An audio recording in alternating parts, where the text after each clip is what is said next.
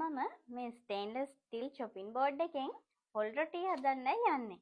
ගොඩක් අය හිතන් ඉන්නේ මේ වගේ චොපින් බෝඩ් එකක මස් මාළු කපන්න, එළවලු වර්ග කපන්න විතරයි පුළුවන් කියලානේ.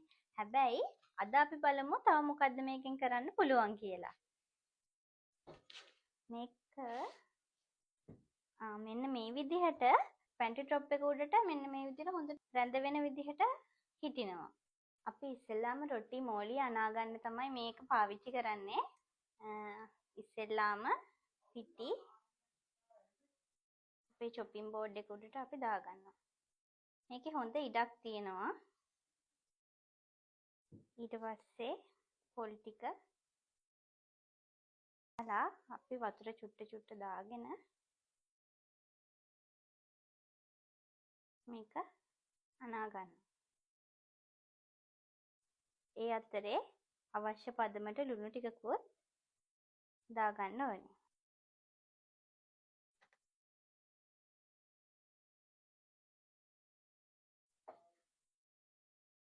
අපි දැන් ඩෝ එක හදාගෙන ඉවරයි.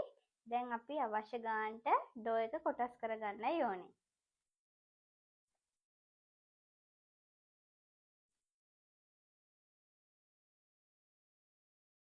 අපි අනාගත ඩෝ එකෙන් අපිට දැන් රොටි 4ක් හදාගන්න පුළුවන්.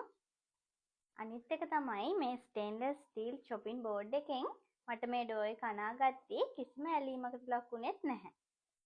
ඉස්සෙල්ලාම අපි එක බෝලයක් අරගෙන චොපින් බෝඩ් එක උඩම තියලා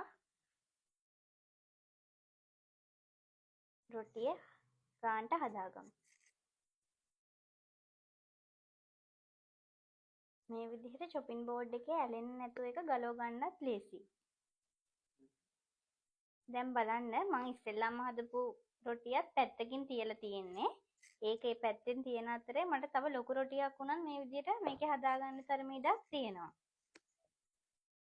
දැන් අපි හදාගත්ත රොටිය මේ විදිහට පෑන් එකට දාගමු.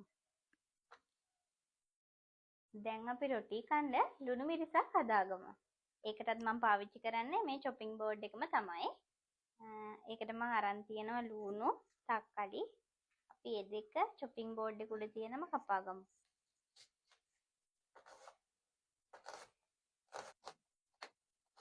දැන් මේ කපාගත්ත ලුණු ටික පැත්තකට කරලා අපි තක්කලි ගෙඩිය කපාගමු.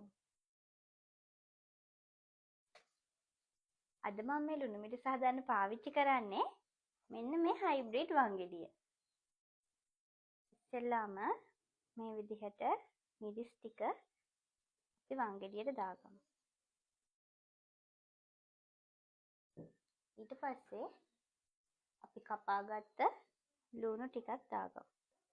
ඉස්සෙල්ලාම අපි ඒ ටික මේ විදිහට කොටාගෙන ඉමු. ඇත්තට මේ වංගෙඩියේ හොඳට ඉඩකඩ තියෙනවා. ඒ හින්දා වැටෙන්නේ නැතුව හොඳට ඉඩකඩ ඇතුව මේකේ කොටා ගන්න පුළුවන්.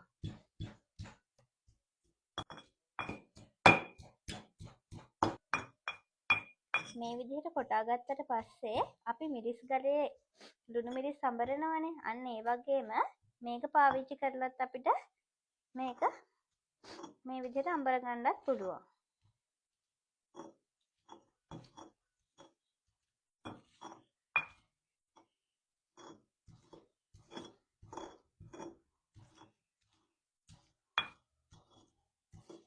ඊට පස්සේ අපි තක්කාලි ටිකක් දාලා අවශ්‍ය ගානට ලුණු ටිකකුත් දාගෙන ආයේ මේක හිමිහිට කලවම් කරගමු. අන්තිමට දැන් අපි මේක ගානට හදාගත්තට පස්සේ දෙහි ගෙඩියකුත් අරගෙන